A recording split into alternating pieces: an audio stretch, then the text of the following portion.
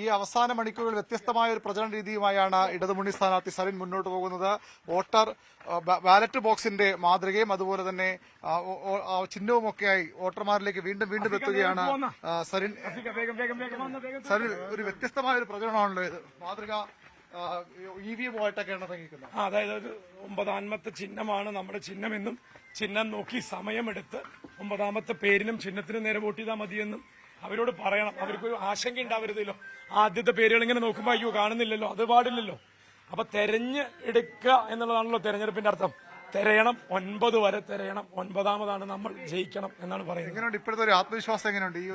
ജനങ്ങൾ നമ്മുടെ പേരും ചിലർക്ക് നമ്മുടെ പേര് സരിൻ എന്ന് ഒരു പെട്ടെന്ന് പിടികിട്ടാത്ത ഒരു പേരായതുകൊണ്ട് അവര് പേര് വിളിക്കുക സരുണെ, സരിമോനെ എന്നൊക്കെയാ. പക്ഷെ അതൊക്കെ അവർക്ക് മനസ്സിലായിട്ടുണ്ടെന്ന് അർത്ഥം. ഡോക്ടർ എന്ന് പിന്നെ എല്ലാവർക്കും അറിയാം. പക്ഷെ നമ്മുടെ പേരിന്റെ കൂടെ ഡോ എന്നുണ്ടാവുള്ളൂ, ഡോക്ടർ മുഴുവൻ ഇല്ല. അപ്പൊ ഡോ സരിനായിരിക്കും എന്ന് പറഞ്ഞു കൊടുക്കുന്നുണ്ട്, ചിഹ്നം പറഞ്ഞു കൊടുക്കുന്നുണ്ട്. അവര് മനസ്സിലാക്കുന്നു. ഒരുപക്ഷെ പ്രതീക്ഷയൊക്കെ ഞാൻ കൃത്യമായി പറഞ്ഞു.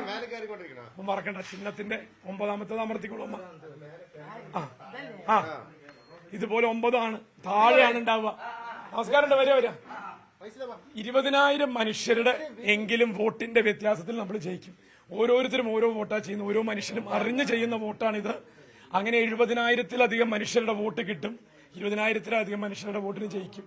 വലിയ ആത്മവിശ്വാസം തന്നെയാണ് സാറിനുള്ളത്. ചിഹ്നം ഇങ്ങനെ പരിചയപ്പെടുത്തി വോട്ടിംഗ് മെഷീൻ വോട്ട് ചെയ്യിച്ച് അത് പരിശീലിപ്പിച്ചാണ് ഒരു സ്ഥാനാർത്ഥി മുന്നോട്ട് പോകുന്നത്. വളരെ വ്യത്യസ്തമായ പ്രചരണ രീതി. അത്രത്തോളം ഇങ്ങനെ നമ്മൾ ദൃശ്യങ്ങൾ കാണാം. ഇങ്ങനെ 9ാമത്തെ മെഷീൻ 9ാമത്തെ ഭാഗത്ത് വോട്ട് ചെയ്ത് ബീപ് ശബ്ദം കേൾക്കുന്നവർ വോട്ട് ചെയ്യണമെന്ന് പഠിപ്പിച്ച് തെരഞ്ഞെടുപ്പ് ഉദ്യോഗസ്ഥരൊക്കെ ആദ്യം ഈ വോട്ടർമാരെ വോട്ടിംഗ് മെഷീനുമായി പരിചയപ്പെടുത്തുമ്പോൾ തന്നെ പരിചയപ്പെടുത്തിക്കൊണ്ടുള്ള ഒരു പ്രചരണ രീതിയുമായാണ് സരിൻ മുന്നോട്ട് പോകുന്നത്.